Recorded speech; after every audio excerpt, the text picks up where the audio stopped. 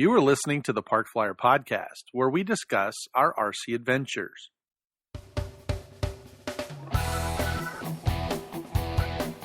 Welcome to the Park Flyer Podcast, where we discuss the ups and downs of the new RC Flyer. Join your hosts, Michael and Jay, as they take flight at the park. Now on with the show. Hey everybody, welcome to the Park Flyer Podcast. I'm Michael, and with me always is my good friend Jay in Texas. How goes it tonight? It's going pretty good. It's not 10,000 degrees outside. It's actually, under 10,000, just a little bit for the first time in 2 months. So I am ecstatic.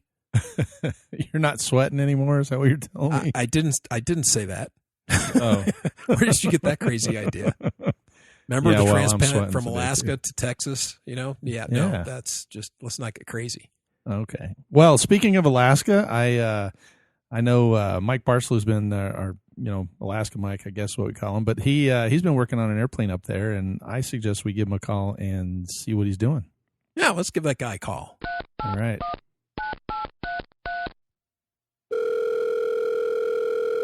Hello, Mike. What is going on? Welcome to the Park Flyer Podcast tonight. Oh, thanks. What are you guys doing? Well, Jay and I are doing a podcast, and we thought we'd give you a call and talk to you a little bit tonight about your, what is it, a Tame Cat or some kind of a cat? A teeny bird, a teeny cat, fierce cat. It's called A a fierce Tame cat. Cat. Tame. Tame Cat. Tim's All right. cat. Okay. well, I mean, a tame cat, it works for me.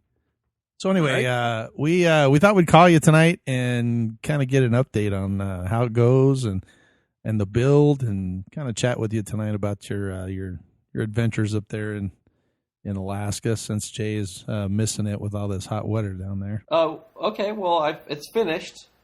It took a lot longer than I thought it would. So not exactly the ARF 2 to 3 hours assembly time on the box. Well, it's supposed to be an almost ready to fly plane, right?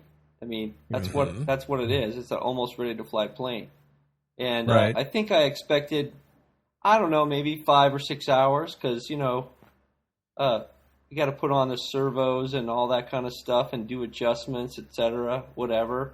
I know that my Phoenix 2000, for example, only took me maybe a max of 10 total hours because of some minor things I had to work around. But other than that, it was pretty straightforward. And I was kind of expecting it to be in that time realm, I guess.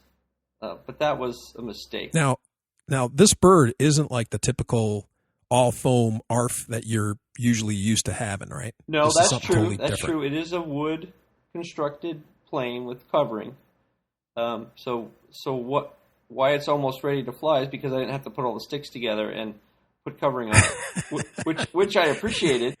You didn't have to whittle them all out? That's right. I mean, I put together stick planes. In fact, I still have one that I built a long time ago, and it still flies. And I put that together, and it went fine. But I had real expectations that it was going to take a long time, and it did. But this one, Wow. like I said, this one I thought maybe I could get it done in 10 hours or whatever, but I didn't know what to expect because I haven't built a world models plane before. I got into it. It took a little while.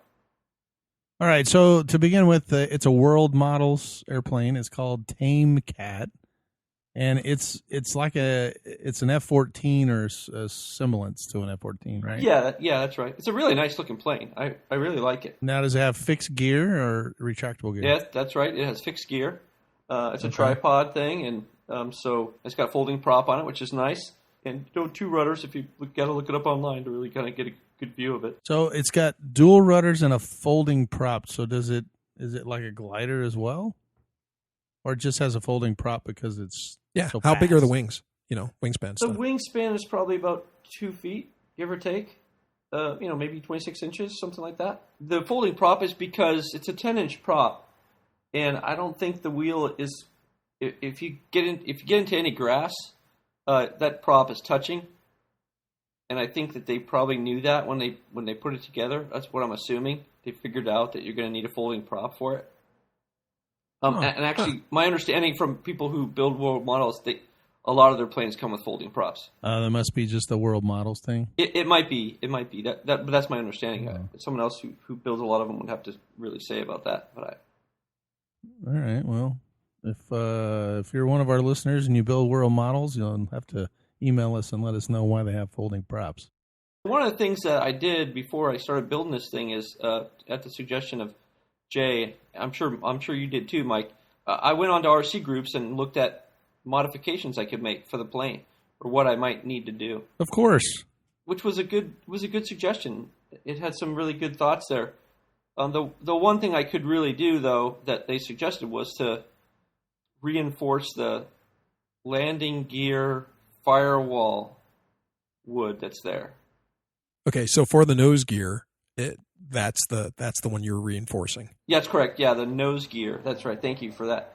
So I didn't have to reinforce the one on the bottom of the two back wheels because they just connect to the bottom and it fits nicely and it's really strong.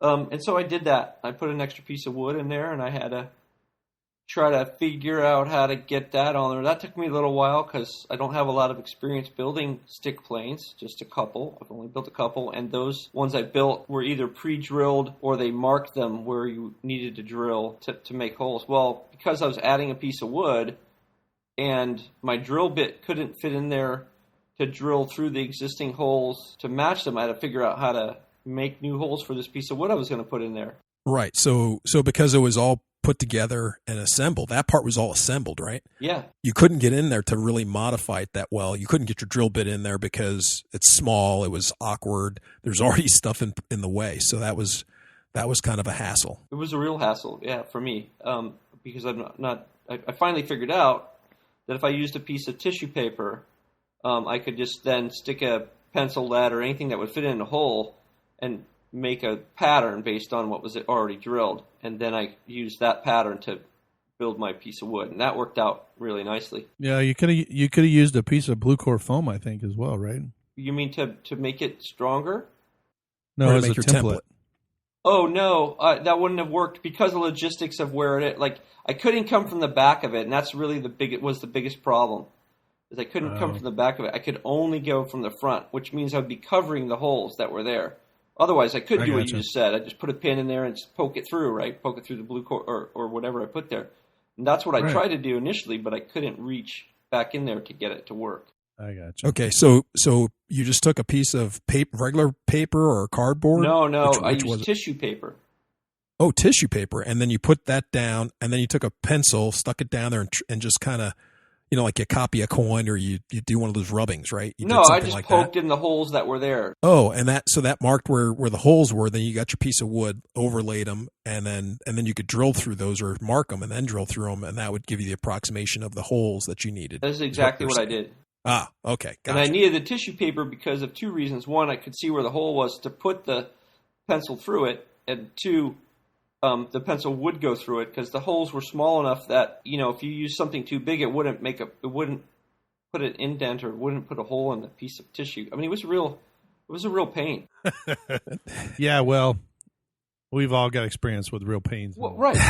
So again, this is my first plane. I don't think I recommend this as a first build plane, but it wasn't from a complication standpoint. It wasn't terribly hard. It was just sort of frustrating. So at this point, though, Mike, when you were going into this build before this happened, did this happen? Was this like the first thing, like when you were putting it together, this was the first thing that happened to you, or you had already gotten like halfway or 3/4 of the way into the build and it kind of, lulled you into this nice safe lull. You'll be done in 5 more minutes. And then you discovered this thing and then it took you like 18 hours, or where was this in the build process? Yeah, right. You started having the problems. The landing gear was like step 8 or 9. So I was midway into the build. So it didn't come in the front end. Even though I knew I was going to be doing it, I didn't attack it first. I just followed it. I felt like it would be better if I just followed the directions on how to put everything together. You read directions? Man. I'm a weird guy. I read directions and follow them. I don't know if we can have him on the show anymore. Yeah. I know. I've been disowned before because of it. But what kind of a model builder reads directions? That's what happens when you screw it up. Then you go, hey, why did I put this in backwards? Or when you're building something and Jay looks at you and goes, Hey, did you need this on there before you put that in? Oh, yeah. Like his Stuka. Evidently, that's happened once or twice, Mike. Just yeah. just a little while ago when he was down here, came down for a visit and was putting one of my planes together, and I'm like, hey, shouldn't you put this on before you put this in? Oh. Yeah, that's right. Exactly what I Well, to that end, I think I read the instructions 4 times. The first time I just read it because I wanted to be familiar with what I was doing, which I normally do. And I don't really read it in detail, but I read through it just to kind of get a sense of like, where does this piece go? Oh, yeah, I see it now. How does that go in there? Okay, that makes sense. And then also it alerts you to, like, sometimes you try to skip ahead because you're waiting for glue to dry or something. Well, sometimes if you do that, you mess yourself up. So I read through it once, and then I started going through it again, and then when I got to a point of drying glue, where glue was drying, I would read through it again to see what was happening next, to see if I could do any steps ahead of time. Yeah, Jay, I'm feeling really inadequate right now because I may get through the instructions if I screw something up. And I'm like, where did I put those things? Because I know they're in their box when I open the box, but they usually get put somewhere and then I can't find them. Well, I think I've built enough things that way, Mike, that it's just easier for me to read the instructions. No, I hear you. We all should read the instructions. Yeah, that's true. What usually gets me that trips me up is the screws. They'll have like, okay, here are the 80 screws that go into this model. I know, and they're like, you'll have one that's 6 millimeters, ones that are 8 millimeters, and then like 2 that are 5 millimeters, and one that's 7 millimeters. It's just like. Right. So, of course, I take the one that's 7 millimeters, that's specific, that's very specific, and I'll use that in like something that was used for the 6 or the 8 millimeter ones, not even thinking about it. And then later on, I'm like, why isn't this thing fitting right? And it's because I've used that one wrong screw out of the 50 that they gave you. And that part drives me crazy because they're all dumped together. It wasn't like they were in individually marked containers or things. So, there's the one 7 millimeter screw. They're just all in a pile. Yeah, they just put it in a little baggie and say, good luck. Good luck. Yeah, good luck. Okay, so that's a really good point. That was a positive thing about this model. They did 2 things that I thought was really nice. The first thing is that all the bags were labeled with a number, and all those numbers corresponded to the step in the manual. Hey, now that's nice. So that was really nice feature. And for the most part, they gave you all the screws that you needed to make it work. In each little numbered bag, they gave you the screws for that step? Yep. Oh, wow. Yeah, that was convenient. So that was pretty nice. So I didn't have that issue, although all the rods, the control rods were in there, and it's like, use the 21 millimeter control rod. Oh, crap.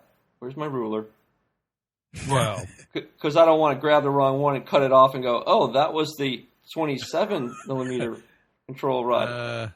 Yeah, I've done that too. I was going to say, wasn't that for you, Arizona Mike? Wasn't that when you were doing the glider? Yes. Wasn't that? Didn't you do that? Look, this rod's just a little too long. Yep, that's exactly what I did. Perfect. Oh, there's another short rod.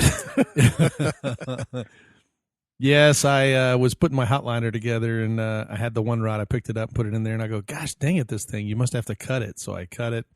Then when I got the other rod, it wasn't even close to being able to fit. It was way too short. And I was like, what the heck? Well, then I realized that I cut the long one for the elevator. The short one actually fit to the rudder. So go figure. Whoops. Wound up having to take them both out and go get new rods. And then I got the same size rods, and then I custom fitted them. So it worked out better anyway. They had some pictures in the instruction manual that didn't match what I had in front of me. The first example was with the aileron servo mounting positions. So in the picture, they just had it looked like they had a hole cut out. You drop the servo into that hole, and then you screw it down, and you're good to go. That was in the covering, right? They had a hole shown in the covering? They had it's like you get a 9-gram servo, and it's got the size of a servo. Well, that's what the picture showed. Size of a servo, You just slide it in there, and you drill it down. You screw it in, right. And that's all you have to do. But what they gave me were some pretty nice flush mount aileron, I don't know, servo aileron things, whatever you want to call them, to mount the servos. They're covers for that. They're covers, right? Yeah, it's kind of a cover. The servo actually attaches to the thing that you screw down to the wing. Right. And they provided some wood blocks that you're supposed to glue to the plastic, and then you screw the servo into those blocks. Two problems. The first problem was the blocks they gave me were a weird shape. I couldn't figure out, since they didn't have any instructions for how those were supposed to together, I couldn't figure out how they would fit properly. And no matter what I tried, and I tried a different configurations, I really couldn't get a good. It just didn't look like it was going to work well. So I decided to build my own wood mount so that I could make sure that it stayed, in those servo holders. And that was a little challenging because, I ended up putting ply together, and the 3 pieces of ply that I needed to make it wide enough was just a tad bit too wide for the hole, so they wouldn't go down in there.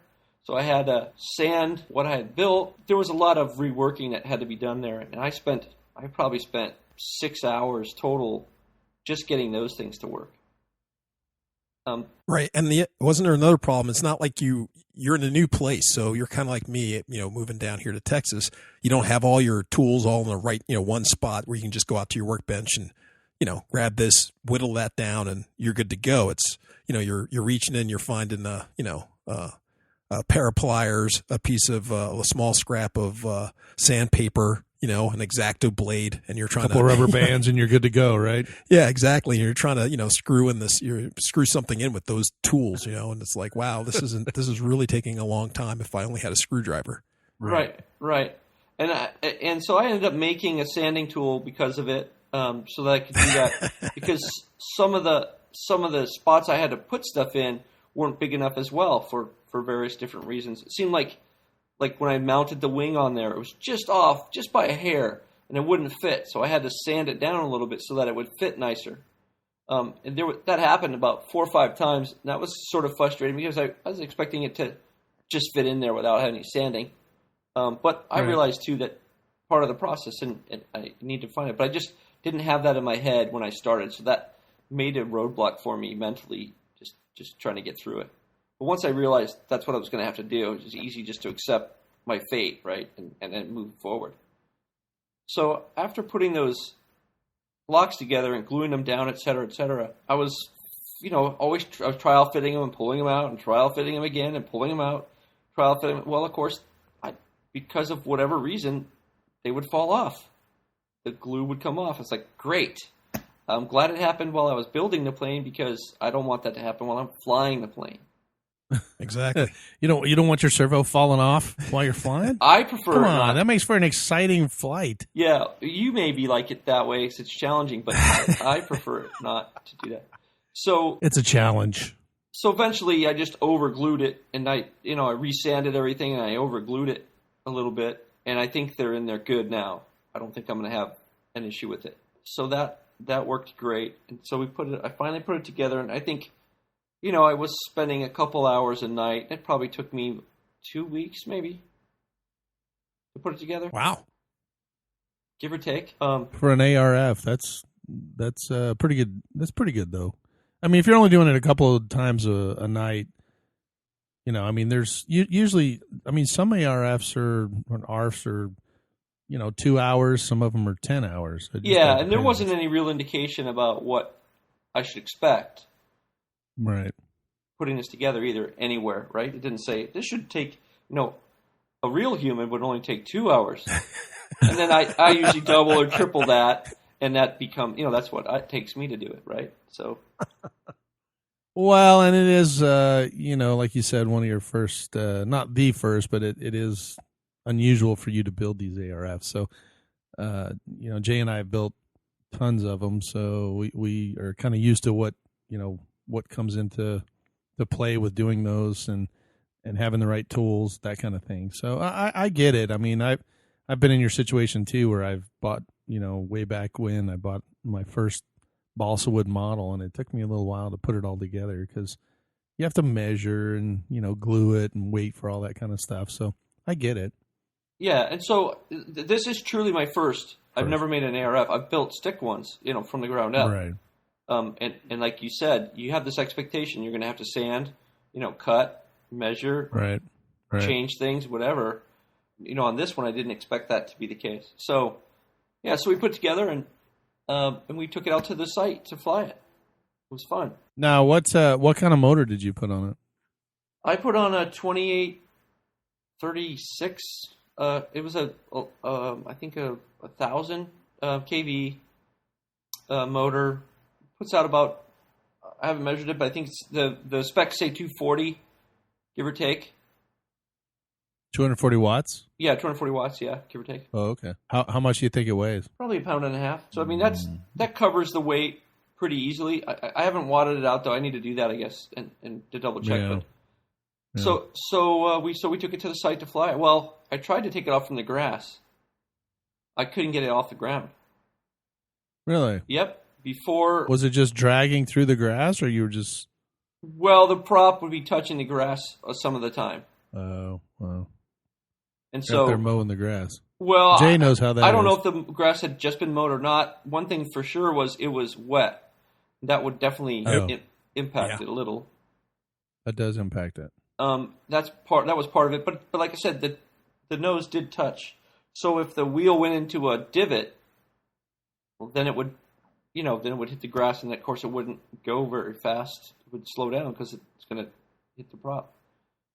So I ended up taking it out to the road, and there was a road nearby the place where we fly, and I took it off the road there, and I had a really nice flight. Pretty docile plane. I didn't try it at full rates, but I did fly it upside down, and I did. It did take quite a bit of elevator to stay in that position, so I guess my CG could probably be moved back some. I think that would be the case, right? If I have to move back towards that the is tail. correct. Yeah. Yeah. Yeah. If you balance it out, you can balance it right side up or upside down. If you're flying inverted and it requires a lot of upstick, you can move your CG just a little rearward. Yeah. So that's what I'll probably do just to give that a shot, to see if I can make it fly upside down nicer. Yeah, you don't want to. Now, is it meant to be an aerobatic type airplane and fly upside down, or is it just a kind of a scale type airplane? I don't know the answer to that. I mean, it flies. If you don't want to. I love it. Well, hey, I'm just asking because maybe it glides nice, so I kill the power, and it wouldn't drop out of the sky, so that was nice. And it stalls nice, like it doesn't, like some planes will twist and fall, right? And it just mushed down, which I liked a lot. But it has more of a delta wing, right? No, it's a straight. I mean, it's a big delta wing. It's got a reasonably big back end, but it's a straight wing. So the wings are 90 degrees to the fuselage. Yeah, that's correct. Okay, they don't have any sweep or anything. No sweep in it at all. Yeah, that makes for good stall characteristics. But it's also not a symmetrical wing. It's got flat bottom and a rounded top. Oh, okay. So I guess in that sense, no, it wasn't designed to fly upside down. I guess if you think about it that way. No. Yeah, if it's got a flat bottom and built up top, it'll probably take a lot more stick. I don't know if I'd be moving my CG back too much. Okay, good to know. Right, that's a thing to learn. That's kind of why I asked that. So I'm flying around. It's my first flight. It's flying well, and I think, well, okay. I took it off from the road, but I don't know if there's going to be a car coming or whatever. So I'm going to land it in the grass. What a great idea, right? Yeah. Well, the grass is wet, so and it was already dragging through, so you're probably going to have a little bit of a drag on this wet grass. Well, the thing is that it was tall grass. Okay, so I didn't feel like there was going to be too many problems. It was really tall grass. We've landed planes in tall grass before, and usually nothing happens to them. That's true. In this case, when I came in, I landed it, and it hit the tall grass and stopped sudden, like you'd think it would. And like a real arrestor hooked. What's that? I said like a real arrestor hook. Yeah, like a real arrestor hook. And I picked it up, and the nose wheel had broken off the frame. So your nose wheel acted like an arrestor hook rather than having an arrestor hook on the back of the airplane. you have one on the front of the airplane. Well, and so it turns out that what I did helped to some level, but it still ripped out of the plane, which is what the RC Groups guy had said, that the nose wheels have a tendency to be pulled out. And that's because the piece I added was to the front. And that doesn't really help too much in the pullout. That makes sense, right? Would it provide the extra needed support? Even though I glued it to the firewall. All right, so yeah, I mean if you think about the nose gear touching the ground, when it touches the ground, it has a tendency to fold backwards. So if that was the case, it would be pulling whatever you glued to the front of it would be pulling away from. That's correct, and so it pulled away from the. My piece of wood stayed on the landing gear, and it pulled away from the body of the plane. So it pulled both. It pulled both of them away. No, just the front one, which was still attached to the wheel.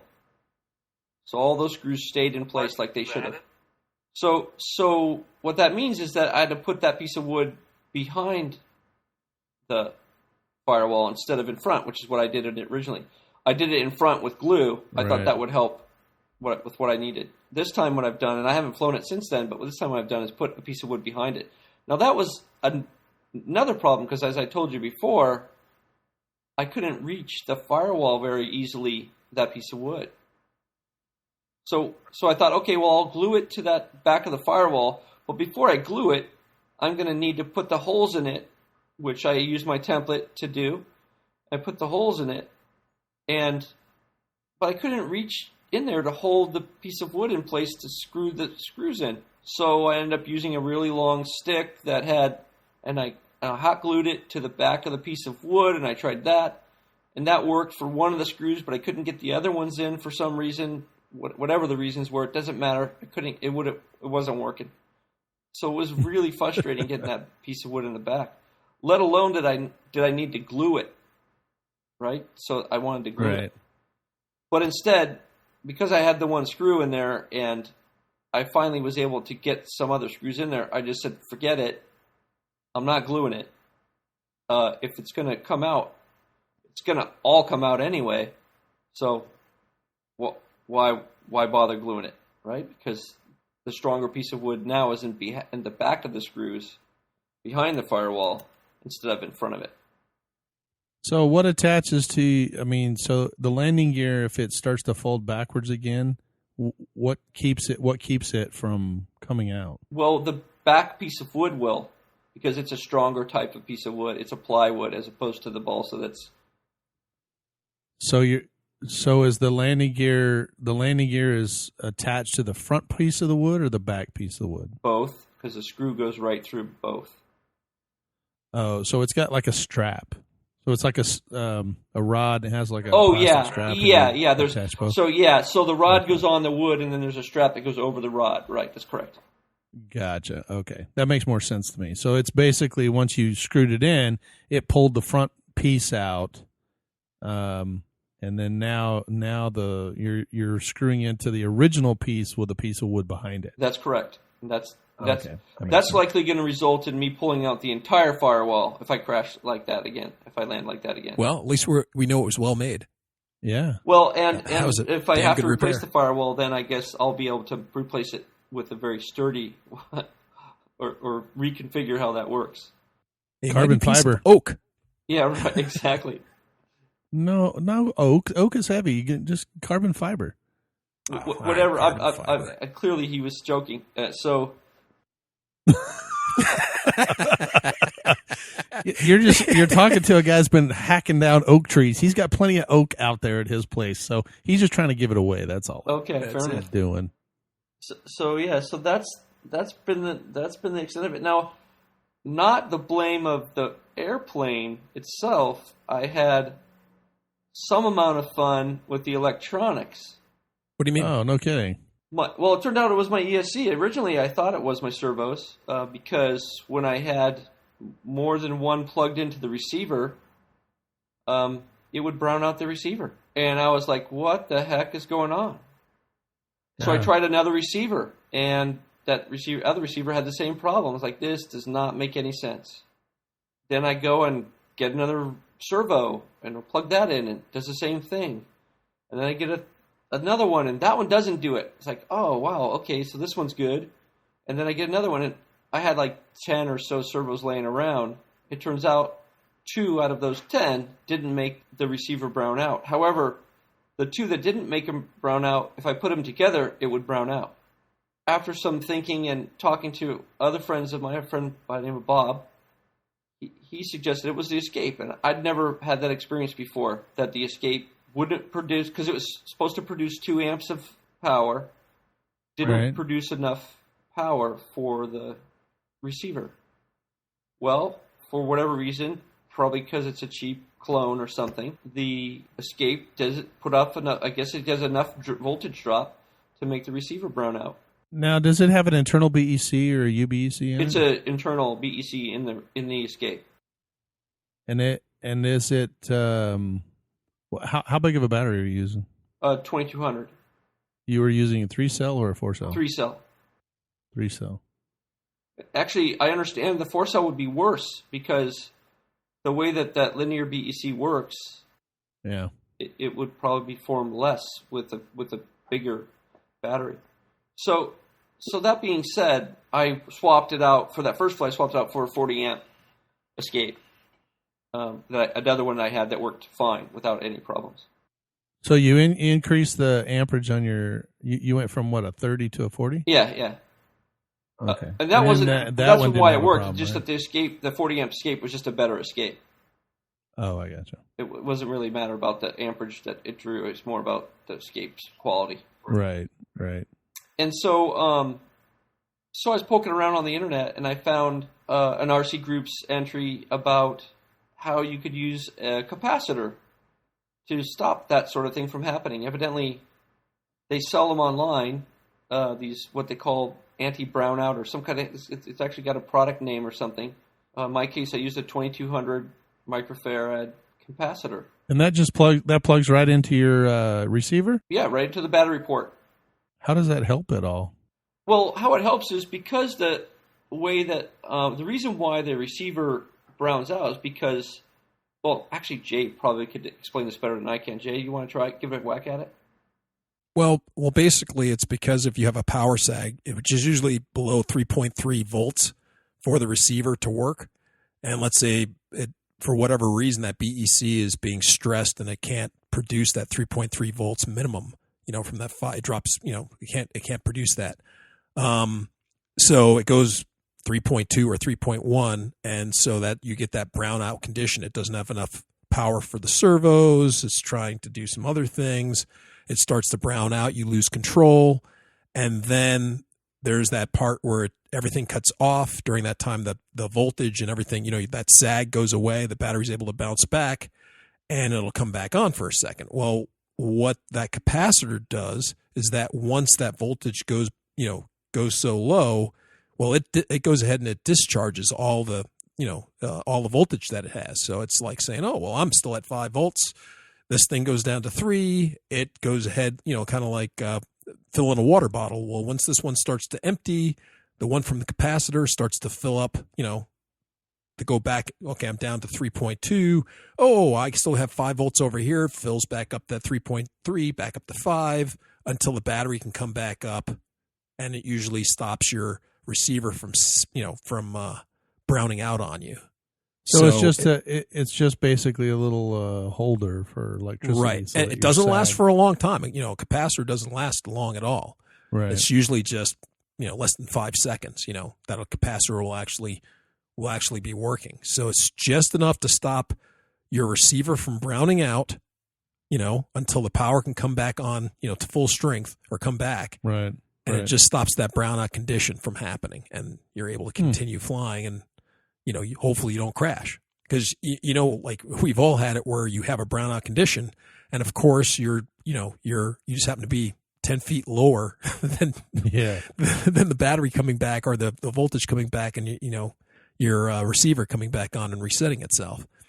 So we've all had that happen. So that usually sucks. Yeah, it never seems to brown out or do any of that stuff when you're 3 mistakes high. It always does it when you're either landing or you're doing some hovering above the ground. You're always coming down. You're stuff. never climbing. Yeah. It's not like you're climbing straight up.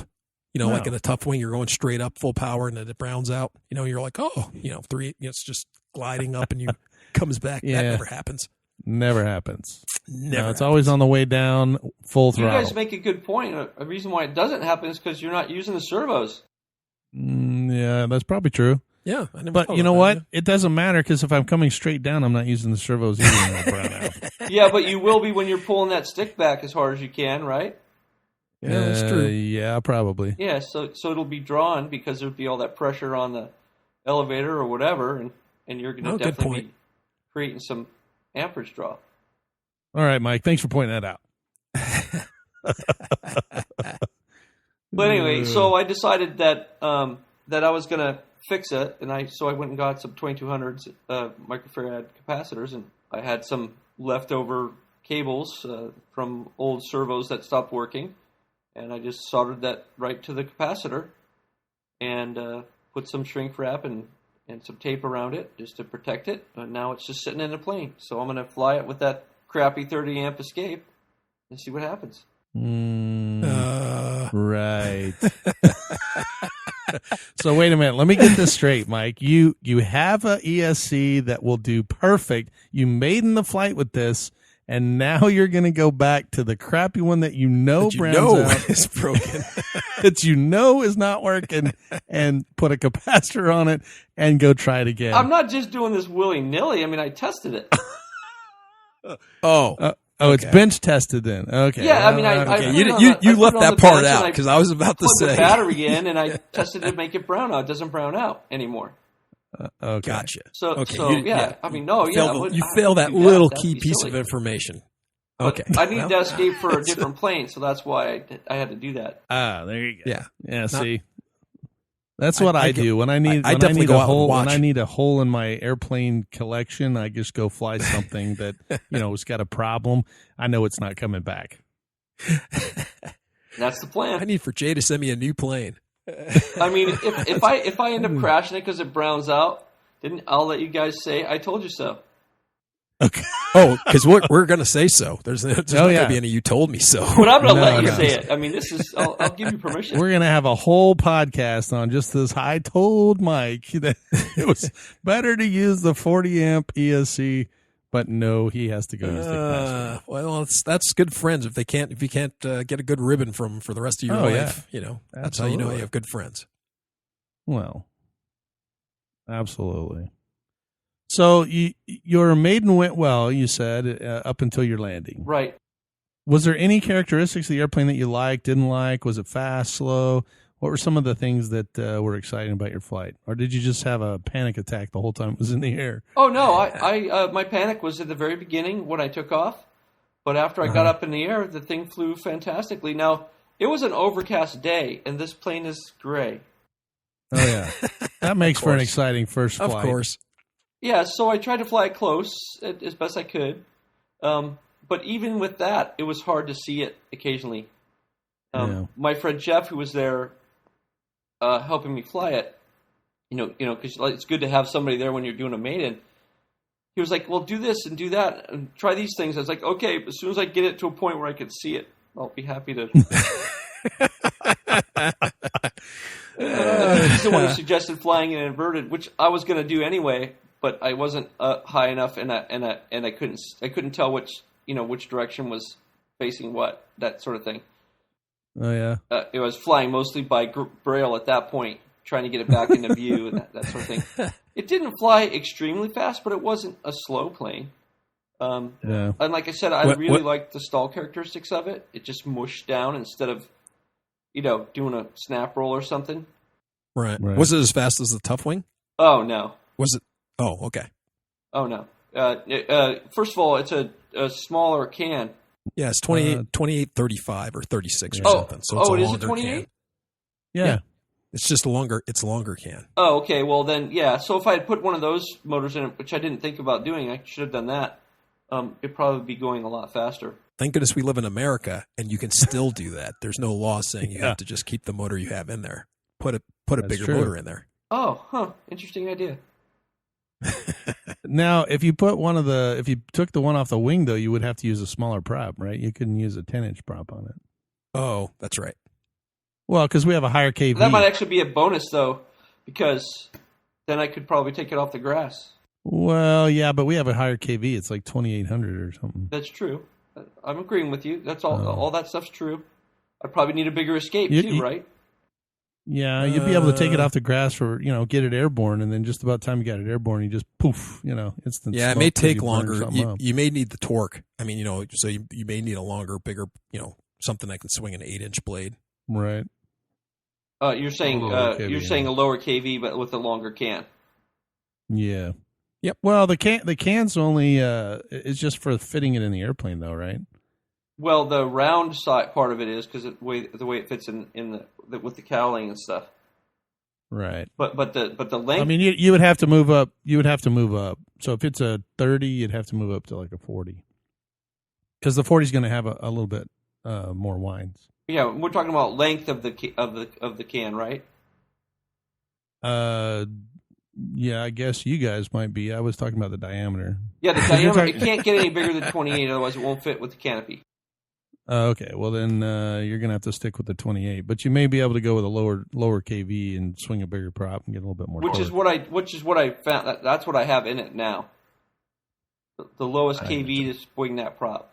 That gives me enough output. It was hard finding a replacement. I mean, there was a motor that was in it, but the person who sold it to me took it out, so I had to get a replacement motor, and it was not completely simple figuring out which was the right motor for that.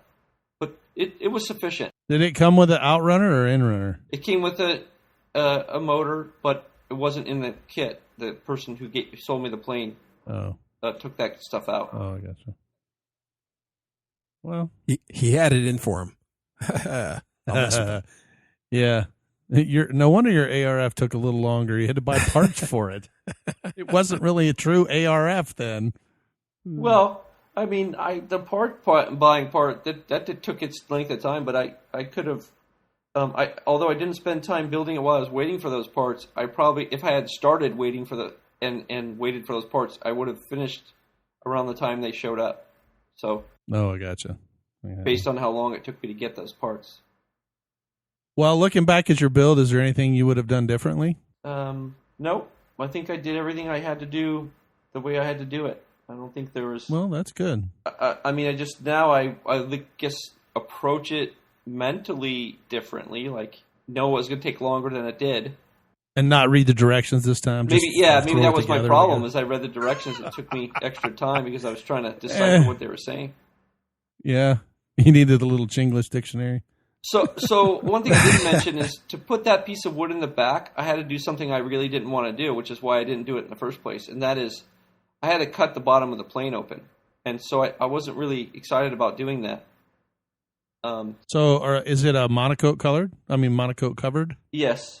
So I just put in, I'll probably just tape it back on there. I don't have any monocoat to cover it back over with. Yeah, and plus it's printed. It's a printed monocoat, right? It's not just monocoat. It's really monocoat. It's just silver.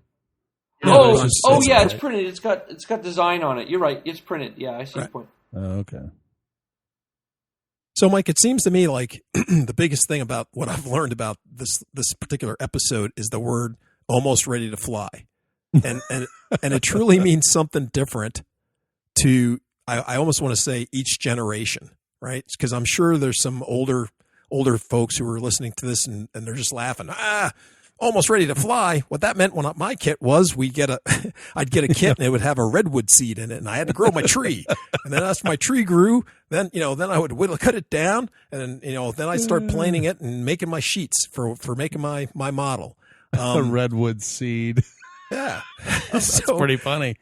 Yeah, so as opposed to with a lot of the newer foamies, which are quite literally, ready to fly, or almost ready to fly means plugging the battery in, putting the prop on, maybe snapping the tail feathers on or something like that. And quite literally, you're ready to fly, say, within 20 minutes or within an hour that it takes you to charge the battery up. Yeah. So it's varied when you see that word "almost ready to fly." Well, Jay, but on the same token, though, there are models. Older models. I mean, I have some older models that are almost ready to fly, not necessarily generational wise, but it just that's how they were put together back then. I mean, nowadays Sure. the technology is such that they can, 3D print parts, and they include a bunch of, they figured out how to put screws to where when the wing comes in, you just screw the wing in, or add your Right. servo or whatever. And some of these airplanes and some of the new foam airplanes come with all that already assembled, 4 screws. You put those in the wings, stick your battery in there, and you're off and running. So I just think technology is kind of, caught up with us, and there's still a lot of great models out there that are considered almost ready to fly, but they do require, probably 3 or 4 hours worth of work. Well, this brings up another good point, and I know you just got a model and you're modding it. That's probably going to be another podcast and everything. But one of the things that you had to do with this particular model was we were just talking about putting monocoat and stuff on it, and hardly, I'm not going to say nobody monocoats anything anymore, but that's getting to be a forgotten art form or a method of putting the plane together. That's true. And I'm just saying, for some people, like before I left Alaska, we had a big giant sale. A guy had donated. He was a plane hoarder. I mean, he had hundreds of kits. I mean, Right. just hundreds and hundreds of kits that he hadn't built. He might have built 10 out of I think we had almost 800 models in the Wow. box, new in the box. And that's just of planes. We're not talking gliders or the control line or any of the other. Those, we had well over 1,000, 2,000 planes that this guy had, and for some of the people that were up there, they were overjoyed to see some of the kits that this guy had. Because it took them back to their childhoods, but I mean they were you got to whittle them out of the wood. You got a set Right. of plans. You had to cut out your ribs. And then the other guys were talking about, I remember the first time there were laser cut or die cut ribs, and then laser cut ribs and so on and so forth. But, the thing that was pretty funny talking to the people that came to the sale and talking to the folks that came there and everything. Well, there are a bunch of guys because, a lot of people came to the sale and a lot of them showed up and they were just like, what? I have to put this thing together. I have to use some glue, and it's not going to be ready in an hour or 2 hours or Right. 3 hours or even like in Mike's case, a couple of days. Right. I have to spend maybe a week or a month to put this plane together, and they were appalled. They didn't, why would you have such a sale? And then there was another group of people who were overjoyed with all the models that were there that they could touch, hold, put together, put their love into. And, once again, I guess it all kind of comes down to there's a little something for everyone. For Mike's case, I agree he with might that. not have liked putting all of this together as opposed to just opening up the box and flying it. With you got to discover this monocoat stuff and you found out that it wasn't that bad and you rather enjoyed it. So, Sure. there's something out there for everyone. No, I just hope- I agree. I think you're right. And, and it's good for Mike. It's, coming up with your first ARF. I'll tell you after building a ton of these things that each one of them is a little bit different. And depending on how you approach it, you can open the box and look at it and say, oh, I really like that. And I'm going to put it together. And however long it takes you to put together, it just kind of works out. Or in my case, my new model that just came in, I stripped everything off of it and started from scratch. So each one's going to, vary and take different amounts of time, I guess, basically. Well, I want to be true. clear too that in my case, I just set a bad expectation for myself. Is really the issue. I mean, I wouldn't mind putting together another stick plane and covering it myself. I don't have any objection to that. It's just that's not what I thought I was getting into. Right. And that was just a mistake I made. No, and like you said, it's frustrating because you think, okay, this doesn't look when you open the package up, you go, oh, this doesn't look too bad. This shouldn't take me too long. And then, like you said, you don't exactly have all the tools. There's odd things that were coming up that you weren't prepared for, and you didn't have the right tool for, and it just made the job that much harder. And it's kind of like the Hyperion when Mike came down here that we put together. It was a well put together kit. There wasn't all that much to it, but when we started putting it together and we're looking for my tools and we're looking for, this, that, or the other thing, and it just took way longer than it would normally take the two of us working on one model to put something together. That's true. So- Speaking of new tools, I got a new tool today. What's that? I got a clevis wrench. And what is this? Does it pit avocados? What does this thing do? It does, yes. On top of carving avocados, it's actually a Sullivan product, and I didn't even know they made these, but I had to run to the store and ran by Hobby Bench over there, and if you're from Phoenix, make sure you stop by and say hey to Rick. But yeah, he was telling me that it's a little 90-degree wrench. You put it in the clevis, turn it 90 degrees, it opens the clevis for you. And it's got a little part that pulls the keeper on and off as well. Oh, okay, so let me stop you just real quick. So, why, you were just walking along and you said, "Man, these clevises, like what? This. I got a new tool today. Like, why did you all say, man, I'm having a hard time opening these clevises?" Or you were just walking in the store and this guy said, "Hey, I'll give you a good deal, kid. Come over here. I'll sell you this." What prompted you to get this? I'm not saying it's not a bad tool. It's just kind of a weird, hey, guess what I discovered today? It was shiny. It was shiny. Okay, not a sticker. Squirrel. 50% off. Squirrel. Yep. It was shiny. Yeah, it was shiny. Had a sticker on it. No, remember when I was building my hotliner for the glider hotliner, I had those clevises, and they're very difficult to open and close because they're so small. Okay. And so when I was looking for something else, which is always the way it works with me, I was looking for something totally different. And I came across the shelf, and I was looking at these things, and I looked down, and I picked it up, and I turned around to Rick. I said, "Rick, what is this?" He goes, "Oh, that's a clevis wrench, man. You don't have one of those?" And I'm like, "No." He's like, "Those are awesome." And so he showed me how it worked, and I was like, "I got to have this," because me, I'm the right tool for the right job. I bet you Rick's like looking out the window. I wonder if Mike's coming in today. I got a whole box full of stuff I got to sell. Well, here he comes, because he pointed me to the servo box and the motor mount box. He was doing a good job today, but I went in there for some wheels. The bad news, I didn't come home with any wheels. That's what I was about to ask. Did you actually? But I came home with a clevis wrench. No, I did not come home with what I needed. I mean, I came home with what I needed, but I didn't come home with what I went to go get. So anyway, it's a totally different story. The good news is that your wife didn't say, "You come home with those wheels, or you don't come home at all." I've never had that problem, Mike. No, I've not. In fact, she doesn't ever tell me that don't come home at all. I actually don't see her saying that, but you never know. Yeah, that's true. Wow. Yeah. Better go. Top 10 things I'll never hear in my house. I know. If you're going out to get wheels, you better bring those back. Don't bring anything but those. That's right. No, you bring it back funny. or don't come back. I know. Holy gosh. Well, Mike, are you happy with the model? That's the most important thing. Yeah. Well, I've flown it once.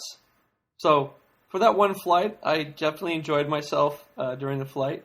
I'd like to fly it more, and I'd like to take it off the grass instead of off the runway, off the street. But, yeah, generally speaking, I think one of the things I would have preferred they didn't do was screw down the cover for the receiver, because if you want to take off the wings every time you go to the site, you have to unscrew that cover so you can unplug them from the receiver so that you can pull them out. Yeah, is the cover made of balsa wood or some kind of wood? Yes. Okay. Well, my Super Cub, or my big 80-inch Cub that I fly, it had the same problem. Jay will tell you that in the very top hatch, there were 4 screws. And in order to get inside to undo the battery, you would have to undo these 4 screws. Oh, that's terrible.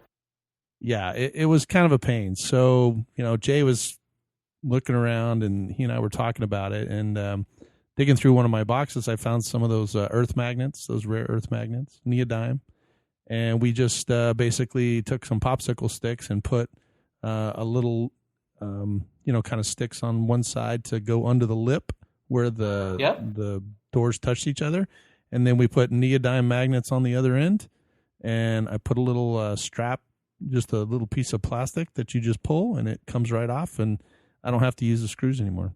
So just a suggestion. For now, I just use Scotch tape, but same idea. Yeah, that'll work too. Scotch Only tape. yours is nicer looking. Well, I just happen to have those in my, in my big bag of, empty or extra parts, I guess is what they are. But anyway, it's just a suggestion. So if anybody else out there is listening, has that same issue, they can use a magnet or Blenderm, Scotch tape, whatever it is that you need to get it to stay together. You don't want the hatch flying off. No, that would be bad. Does your receiver goes with it or no? It's just the hatch. Oh, just the hatch, probably. Yeah, it's just the hatch to get access to the receiver, which is attached to the plane. No.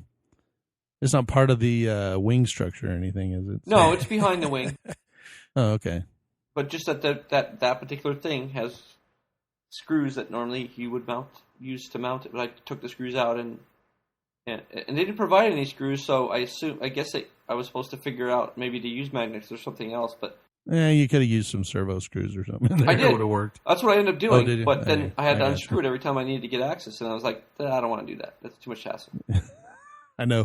That's the great thing about building these planes. You can modify them how you want, and they were good ideas coming out of there. But like you said, looking at RC groups or RC Universe or wherever, there's people out there that have built them and made a few modifications, and sometimes you can just look at it and go, "Oh, that's so much better." Yeah, for now I'm just leaving the wings on. I'm not removing them. Yeah. I really hate doing that too. There's only a couple of airplanes that I actually pull the wings on and off of, but they have thumb screws, so I don't have to do anything but unscrew the thumb screw on the inside, and then they just pop right off. So they work okay for me. Well, Mike, we really appreciate you talking to us about your Tame Cat. It's a World Models. If you are interested in looking it up, feel free, and maybe you can email us here at the Park Flyer Podcast at gmail.com. If you had any questions for Mike, we can forward along to him. Jay, you got anything to add for tonight? No, I think we pretty much covered it for tonight. As always, Mike, I like where I'm at, but I do wish I was up there for an Alaskan summer, because I'd be flying. So yeah. But no, I think we're pretty much covered. And Mike, thanks for telling us your adventures for putting this plane together and tribulations. Tribulations? I'm making up another word again. Yeah, well, that's good. We have one per podcast. At least you can pronounce that one. Yeah, it's the other ones you can't ever pronounce. Well, for those of you that are listening, if you have a story about your airplane and you want to share it with us here at the Park Flyer Podcast, we'd love to hear about it. Go ahead and shoot us an email or, get in touch with us, and maybe we can put you on the podcast as well. It's always good to have listeners, with us and be able to tell us their stories as well. And we could talk up a storm. Yeah. I've got my Skype account will call more than one, so we can always add an extra friend or two. Party line. Right, a party line. That's how it goes. Well, Mike, thanks again for joining us. Sure. No problem at all. It's always a pleasure to have you on, and we'll have to do it more often. I know Jay and I get to talking all the time and cut a few of these podcasts out in a couple of weeks out, and this was a good opportunity for us to kind of get caught back up and touch base with some of you guys, and you get back in touch with Larry and some of these other guys that we fly with, and get them involved again. So it's good to hear that you're out flying. You got a new field up there, or you just went to a new field? Yeah, I started in with a bunch of guys who were flying a different spot, and it's a really nice field. Yeah. I think you sent photos to us, and are you guys getting a new runway on it? No, it just has a grass runway. It's the middle of some guy's hayfield, and they've been leasing that space for quite a while now. Oh, good. Well, you've got a new field. Jay's got a new field. I'm still at the park, and took my big cub out at the park this last Tuesday and flew with a couple of the guys. And let me tell you, it was torrential winds out there. I didn't think my big airplane would be affected all that much until I got it airborne. I've never seen a Cub use high rates at full deflection before, but I had to. So being a professional pilot and weather is I don't know. something you might have to deal with all the time. What made you think to go flying during, what do you call those things? Monsoon storms? I don't know. monsoon. I'm just saying. I don't know. I just hadn't gone in a while, and I figured, it's a good opportunity to go. The other guys decided it was way too windy, so. But I thought, I'll do it. It's an 80-inch Cub. It'll fly. But I almost lost it, believe it or not. I came in for a landing, and good thing, I think we talked about before at one of our other podcasts about how the Cub would hover because it's got a 6 cell and a big prop on it. Well, yeah, I needed that this time because I almost drug a wing, and the wind caught it. The wind was really gusty, and it tried to cartwheel it, but luckily for me, when I cobbed the power to it kind of stood on its tail, and I got out of there in a hurry. So the next landing was much nicer. Came in and just kind of greased it on, but it made for an exciting landing, and I think they got a picture of it scooting by while I was flying it, so that's good news too. Well, I'm glad you didn't wreck it or anything. Although that story reminds me of like stories that usually go, "Hey, hold my beer," and then they go into what you're talking about. So, I know, right? Yeah, that's true. Well, we're excited for some of the podcasts coming up. I got a new model. We're still working on the A10. A couple of models down there in Texas that you're working on as well. So stay with us and join us. I guess 2 weeks for our next episode. And we appreciate you joining us tonight from the Arizona studios. I'm Michael, and from the Wimberley studios in Central Texas, it's Jay. And thanks for joining us tonight. I guess we'll see you in 2 weeks. See ya. You have been listening to the Park Flyer Podcast. Thank you for joining us, and we look forward to your next visit. Please give our show a star rating and review, and feel free to email us your questions, topics, or suggestions to parkflyerpodcast@gmail.com.